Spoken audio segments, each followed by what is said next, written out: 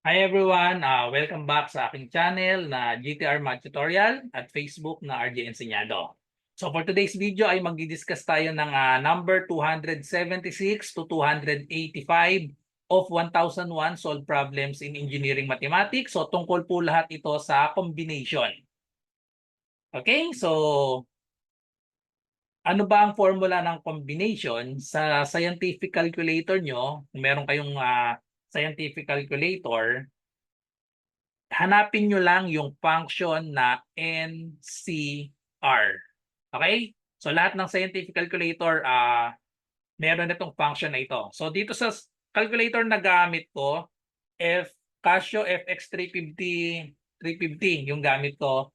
So makikita yung combination dito sa taas. Tapos nasa taas nitong combination yung permutation.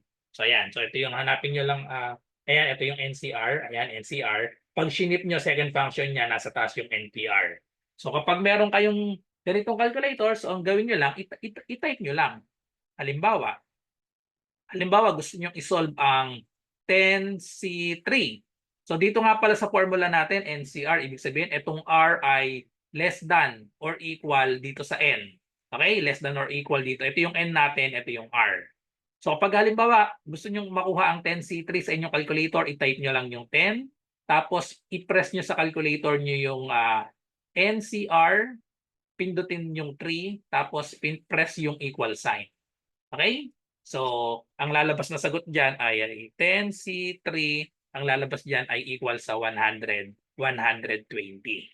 Okay? So, tapos kung wala naman kayong calculator, manual lang ang gagamitin natin. Ang formula ng combination ay n factorial over, subtract natin, n minus r. So, we have n minus r factorial times itong r factorial. Okay? So kung walang function na NCR ang inyong calculator, paano isolve ang 10C3? Magiging siyang 10 factorial over, isubtract natin ito, 10 minus 3, the answer is 7 factorial, tapos kopyahin ito, we have 3 factorial.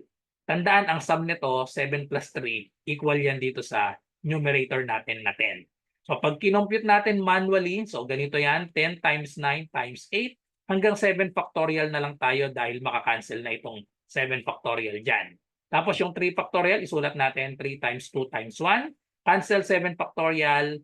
Tapos itong 9 at 3, madi-divide. 9 divided by 3 is 3. Tapos 8 divided by 2, that is 4. So same answer yan. Multiply natin 10 times 3 times 4, that is equal to 120. Okay, so pag manual ang pagko-compute, wala kayong scientific calculator. So ganyan lang yan. Okay, so example number 1. There are 4 balls of different colors. 2 balls at a time are taken and arranged anyway. How many such combinations are possible? So malinaw sa problem, ang hinahanap dito, combination. Huwag na kayong malilito na baka permutation pa ang gamitin nyo. Nakalagay na how many such combinations are possible. Kapag permutation kasi importante ang order, kapag hindi naman ay combination. Sabi kasi dito, 2 balls at a time are taken and arranged. Nakalagay yung word na arrange pero nakalagay naman anyway. Okay? So hindi importante yung order. So ano yung total natin dito? Total ay 4 balls of different colors, 2 balls at a time are taken. So therefore, yung N natin ay 4, ang R natin ay 2. So sinosolve lang natin dito yung 4C2. So i-type nyo lang sa calculator nyo yan, 4C2. Or pwedeng i-manual natin, maliit lang naman. So ito yung n. So we have n factorial, 4 factorial over, subtract natin, 4 minus 2. We have 2 factorial. Tapos itong r natin, 2 factorial. So therefore the answer is 4 factorial. That is 4 times 3 times 2 factorial. Over may 2 factorial tayo dito. Tapos itong 2 factorial, 2 times 1. So cancel yung 2 factorial. Wala na tong 1. 4 divided by 2, that is equal to 2. And then 2 times 3, the answer is 6. Okay? Maliit lang yung number, so madaling i-manual. So ang gagamitin ko nga palang calculator dito sa video na ito ay ito. Galing sa online ito, calculator.net nakalagay. So itatype ko lang dito yung 4, yun yung total. Tapos yung 2 dito sa baba. Ayan, subset R. Ito yung N sa taas, yung R sa baba. Tapos calculate. Dalawa yung lalabas dito. Sa taas permutation, sa baba yung combination. So tama yung sagot natin, 6. Combination ay 6, sa permutation naman ay 12. Okay, so therefore the correct answer is letter C. Okay? So letter C yung tamang sagot, 6. So next problem, number 277. How many 6-number combinations can be generated from the numbers from 1 to 42, inclusive, without repetition, and with no regard to the order of the numbers? So yun yung pinaka-keyword natin dito, without repetition and with no regards to the order. Okay? So without repetition and with no regards to the order, ibig sabihin nun ay combination. Okay? So yun yung keyword natin dito sa problem na ito. So ang sabi, how many 6-number combinations can be generated from the numbers 1 to 42 inclusive? Ibig sabihin kasama yung 1 at 42 kasi inclusive nga. So 6-number ang hinahanap natin. So ibig sabihin pipili ng 4 na numbers sa 1 to 42. So ang n natin dito ay 42. Tapos ang R natin ay yun, 6-number combination. So 6. So medyo malaki ito. I-calculator natin. Mahirap i-manual to. Ang laking number, no? So 42C6. Okay? Pag manual, 42 factorial over 42 minus 6. That is equal to 36 factorial and then times 6 factorial. Okay? So i-type nyo lang sa calculator ito, 42C6 kung meron kayong calculator. Kung wala ay ito. Okay, so type natin 42C6. So 42 sa baba ay 6. Calculate natin. Ayun, so dito tayo tumingin sa combination. 5,245, 5,245,245,786. So ang tamang sagot ay ayun, letter D. Okay? So letter B ang tamang sagot. Letter B, 5,245,786. So next number 278. Find the total number of combinations of 3 letters JRT taken 1, 2, 3 at a time. Okay, so hinanap natin total number of combinations of 3 letters JRT taken, iisa-isay natin to. 1 at a time, 2 at a time, 3 at a time. Tapos i-add natin kasi yan, sabi total number of combinations. So gawin natin ng dalawang way, may shortcut kasi dito. So ibig sabihin, isa-isahin lang natin 1 at a time. Ang N natin dito sa problem na ito, 3 letters. 3 letters JRT. Tapos yung R natin, bali magiging 3 kasi isa-isahin natin. Una 1, tapos 2, tapos 3. So lagyan natin R sub 1 ay 1, R sub 2 ay 2, and then R sub 3 ay equal sa 3. So isa-isahin lang natin. So we have NC1, yun yung taken 1 at a time, plus, or hindi pa, ang N nga pala natin ay 3. So we have 3C1 plus 3C, ito namang 2. So 3C2 plus 3C3. Okay? So i-add lang natin. Maliit lang yung number, so madaling isolve na ipa-plus lang natin. Pero may shortcut tayo dito in case na marami yung combination na gusto nating kuhanin. So 3C1, automatic ang 3C1 kapag 1 itong subscript natin yung R, automatic ang sagot dyan ay 3. Okay? So tapos plus 3C2. So anong value ng 3C2? So palatandaan kapag 1, ito yan kapag 1, automatic yung number, given na number. At kapag parehas ito, yan, parehas 3, automatic, ano yan, ito naman ay 1 ito. Okay, so parang property yan, automatic yan. Kapag magkaparehas, 1 yan. Siyempre, wala namang ibang way para kuhanin mo yung tatlong number or tatlong letter JRT. Kukuhanin mo lahat, edi isang way lang yon. Kapag naman 1 ito, automatic, ito yung sagot natin. So yung 3C2, isolve lang natin. Ito yung calculator. Yan, so ito yung calculator natin. Type lang natin 3C2. Calculate natin. So ang 3C2, ang sagot dyan ay 3. Okay? So 3. So yun na yung magiging sagot natin. 3 plus 3 and then plus 1. So ilan yung total natin? Ang total ay 7. Pag maliit yung number, 3 lang yung N natin, madaling kuhanin lahat. Kuhanin lahat ng combination 1, 2, 3, hindi kasama yung 0. 1, 2, 3, ang formula lang niyan ay 2 to the N minus 1. Where n ay yung total. Yun, yung total. Okay? So therefore, shortcut para dito ay 2, ano yung n natin? 3. 2 cube minus 1. So the answer is 2 cube, 2 times 2 times 2 is 8 minus 1. So same answer of 7. Pag gumamit kayo ng combination, i-add nyo lahat. Or ito yung shortcut formula, kapag combination lahat ng letters or letters natin, tatlo, tas kukunin natin lahat ng combination simula sa 1 hanggang dun sa total number natin na 3. So 1, 2, 3, ang formula lang ay 2 to the n minus 1. Okay? So another example, so ang correct answer dito, letter A. So another example, number 279, in how many ways can you invite one or more of your 5 friends in a party? So ang sabi, meron ka daw 5 friends. How many ways can you invite one or more? Ibig sabihin, ang n natin dito ay equal sa 5. Tapos, yung i-invite natin, pwede daw 1. Kaso may or more. So ibig sabihin, ang r natin, pwedeng 1, pwedeng 2, hanggang 5. Okay? Pwedeng isa lang yung i-invite mo, 2, 3, 4, or lahat sila i-invite mo kasi 1 or more. So hindi importante yung order dito. So kagaya to ng example na 278 kasi kukuhanin natin lahat simula sa 1 hanggang dito sa 5. So gamitin na agad natin yung shortcut formula. Ang shortcut ay 2 to the n minus 1. So therefore we have 2 to the, ang n natin ay 5. So 2 to the 5th minus 1. The answer is 2 to the 5th is 32 minus 1. So therefore, the answer is 31, letter B. Okay? So yan yung shortcut kapag i-add mo lahat ng combination simula sa 1. Hindi kasama ang 0.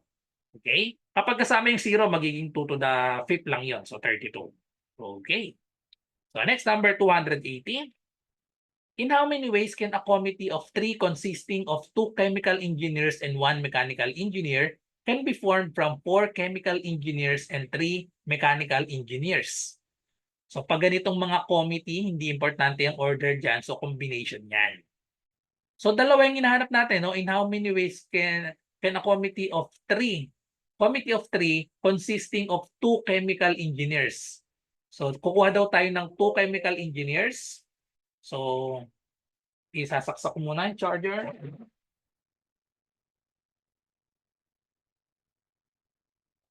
Muna ang charger, nalobat na.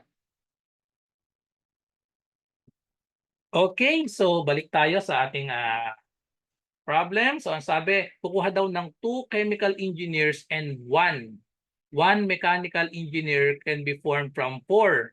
So, dalawa yung formula natin dito. Lagyan natin n sub 1 tsaka n sub 2. Yung una, n sub 1 natin dito sa 4 chemical engineers. So 4 ito yung chemical engineers tong una. Tapos yung sumunod naman, 3 mechanical. So mechanical engineers dito, meron tayo total na 3. Tapos kukuha daw tayo. Sa 4 chemical engineers, kukuha tayo ng 2 lang. So ang R sub 1 natin ay 2. Tapos ang R sub 2 naman natin ay kukuha tayo ng 1 mechanical engineer. 1 mechanical, so 1. Okay, so committee of 3 ang hinahanap natin. So ang gagawin natin, i-multiply natin. So therefore, ang magiging sagot natin ay, so 4C2, i-multiply natin dito sa mechanical engineer. So we have 3C1. Okay? So i-press nyo lang sa calculator nyo yan. So yung 3C1, kagaya na sabi ko kanina, kapag 1, hindi nyo na kailangan i-compute yan. Automatic, 3 na yan. So itong 4C2 na lang ang i-compute natin. So 4C2, i-press natin dito sa calculator natin. 4C2, ayan, 4C2 calculate. Ayan, the answer combination ay ito, 6. Okay? So 6 ang sagot dito sa 4C2. So therefore, we have 6 times 3. The answer is 18. So letter A. Okay? So next number 81. In mathematics examination, a student may select 7 problems from a set of 10 problems. In how many ways can he make his choice? So sa examination daw, student may select 7 problems. So hindi naman importante yung order dito kapag mag-e-exam kayo. Pipili kayo ng 7 problem from a set of 10 problems. So how many ways can he make his choice? So hindi importante ang order, kaya combination. So 10 ang total natin. Yan. So ang N is 10 and then ang R natin is 7. So therefore 10C7. So that is 10 factorial over 10 minus 7. That is 3 factorial and then times 7 factorial. Okay, so parang na-solve na natin kanina ito, yung example ko, 10C7. So magiging sagot dito ay letter A, 120. So compute natin manually. So 10 times 9 times 8 hanggang 7 factorial. Cancel na itong 7 factorial dito and then we have 3 times 2 times 1. So therefore, so 9, makakancel yan. 3 and then 8, makakancel, magiging 4. So 3 times 4 is 12 times 10, we have 120. Okay, so next, number 282. How many committees can be formed by choosing 4 men from an organization of a membership of 15 men? Ayan, so committee. So palatandaan na, pag committee, laging combination yan. Kasi hindi importante ang order. So 4 men, pipili daw sa 15 men, kukuha ng 4 men. So therefore, ang N natin ay 15, ang R ay 4. So therefore, combination 15C4, that is equal to 15 factorial over 15 minus 4, that is 11 factorial times 4 factorial. So minanual ko na, no? So we have 15 times 14 times 13 times 12 times 11 factorial. And then we have 11 factorial times 4 times 3 times 2 times 1. Yung 11 factorial cancel, itong 12 cancel na sa 4 at 3, itong 2 cancel dito sa 14, maging 7. Ayan, so kapag minanual natin, 15 times 7 times 13, that is 1,365. Or shortcut, i-type nyo lang 15C4. So 15C4 sa inyong calculator, same answer yan, 1,365. Okay, so next, number 283. A semiconductor company will hire 7 men and 4 women. In how many ways can the company choose from 9 men and 6 women who qualified for the position?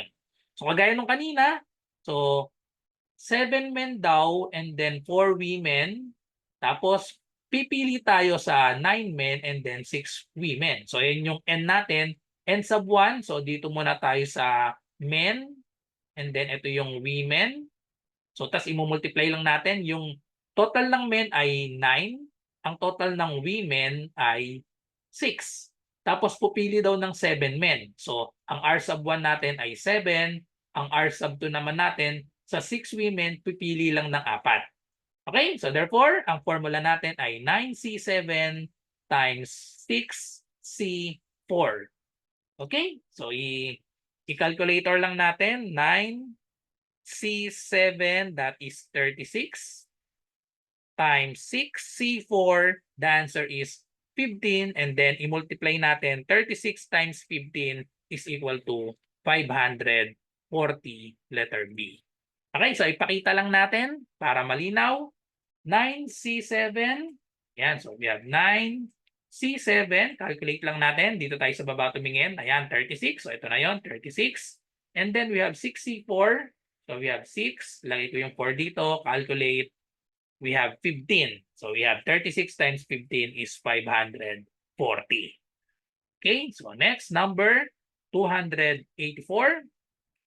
There are 13 teams in a tournament. Each team is to play with each other only once. What is the minimum number of days can they all play without any team playing more than one game in any day? So dalawang way para isolve ito. Pwedeng logic na lang ang gamitin dito. Tapos pwede rin namang combination.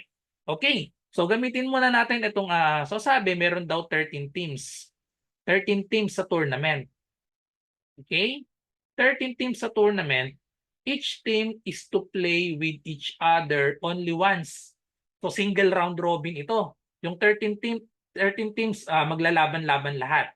So what is the minimum number of days can they all play without any team playing more than one game in any day? So bawat araw ay isang beses lang maglalaro yung bawat team. So madali lang i-solve ito. Ang gagawin lang natin dito, ilan bang laro yung bawat isang team? Bawat isang team ay lalabanan nila ang 12 teams. Okay? Bawat isang team lalabanan nila 12 teams kasi single round robin, 13 teams sila lahat. So bawat team ay may makakalaban na 12 teams. So therefore, ilang days 'yon? Tapos bawat isang araw ay isang beses lang pwedeng maglaro yung isang team natin. So medyo tricky ito, baka isipin natin ay magiging 12, pero ang sagot dito ay 13 kasi magpa-plus tayo. Magpa-plus tayo ng 1 day. Para saan naman yung 1 day? Kasi yung 13 teams natin ay, ito ay odd number. Ibig sabihin sa isang araw, meron tayong 6 matches. Yung isa walang kalaban kasi 13 sila eh. I-divide natin sa to yung 13, meron tayong 6 matches, tapos meron pa tayong plus 1 team, walang kalaban itong 1 team natin. So yan yung tawag diyan sa single round robin by yung tawag diyan, walang kalaban. May isang araw na walang kalaban yung isang team kasi nga add yung number of teams natin, 13 teams. Kapag even, automatic i-divide lang natin sa, or automatic kapag even numbers, yun na yung number of days na sagot natin dito. Kapag even. Kapag odd, merong isang team na walang kalaban sa isang araw. Okay? Kaya ang sagot dito ay letter C, 13. Okay, so isolve naman natin. Paano naman isolve to? Gamit ang combination. So gamit ang combination, ang gagawin lang natin dito, yung 13 teams, maglalaban sila, no? So each team is to play with each other only once. So pwede natin kuhanin yung total number of games dito ay 13C2. Okay? So 13C2, pag sinolve natin yan, we have 13 factorial over 13 minus 2, we have 11 factorial times 2 factorial. So magiging sagot dito ay 13 times 12 times 11 factorial over 2 factorial. So may 11 factorial pa dito and then times 2 times 1. So cancel na ito. So matitira dito 12 divided by 2, 6. So meron tayong 78 na total games ito. Total matches, 78. So yung 13 games sa bawat araw, meron tayong 13 games i-divide natin. So magkakaroon tayo ng 6.5 games. So ang ibig sabihin nga nito sa isang araw may 6 games tapos yung 0.5 ito yung walang kalaban. So 6.5 games tayo per day. So bali wala na itong 0.5, hindi naman pwede yan. So meron tayong 6 games per day. 6 games per day. Okay? 6 games per day. So tapos i-divide natin itong 78. 78 divided by 6 games per day. So the answer is 13 days. Okay? So 13 days kasi meron tayong 6 games per day and then meron tayong 78 total games, divide natin sa 6 games per day. So therefore, 13 days para matapos. Pero mas magandang gamitin yung shortcut kanina, automatic. Basta odd number ito, automatic yung sagot natin dito ay letter C na 13. So gamit yung combination, so ito yung magiging solution natin. Okay, so next, number 285, last number para sa video na ito, para sa combination. There are 5 main roads between the cities A and B and 4 between B and C. In how many ways can a person drive from A to C and return, going through B on both trips without driving on the same road twice? So yun, may condition tayo, no? On both trips without driving on the same road twice. Bawal dumaan pag nadaanan mo na sa una, no? There are 5 main roads from A to B. So A to B, meron daw 5 main roads. Okay, so ito yung pwede ng daanan sa papunta sa A to B, may 5. Okay? And then 4 between B to C. So B to C, meron namang 4 roads. So ang tanong, how many ways can a person drive from A to C? Yan, so A to C. Tapos may return pa. So return, so magkakaroon tayo ng C to B, tapos B to A. Para makabalik siya. Nagsimula siya sa A, babalik din siya dito sa A. Okay? So tapos, so sabi, Ayun, going through B on both trips without, ayun, yung keyword natin dito, without driving on the same road twice. Kapag dumaan ka na dito sa B to C, merong four ways. Kapag pabalik C to B, bawal ka nang dumaan dun sa dinaanan mo nung pumunta ka dito sa B to C. So ibig sabihin, -1 tayo dito sa 4, magiging 3 na lang ito. Kasi bawal ka na nga dumaan dito sa B to C na dinaanan mo. Isa lang yung pwede mong daanan, kaya -1, 3 na lang. Tapos B to A, itong A to B, meron tayong 5 ways. Bawal ka nang dumaan dun sa dinaanan mo. So itong 5, magiging 4 na lang siya. So ngayon, ang gagawin natin ay i-multiply na lang yan. 5 times 4 times 3 times 4. So i-calculator na lang natin yan. So we have 5 times 4 times 3 times 4. The answer is 240, which is letter B. Okay, so that's all. So thank you for watching. Thank you for watching. I hope may natutunan kayo sa video na ito at kita-kita tayo sa mga susunod pang math reviewer para sa engineering mathematics. So kung first time nyo dito, huwag kakalimutang mag-subscribe. Bye-bye and God bless.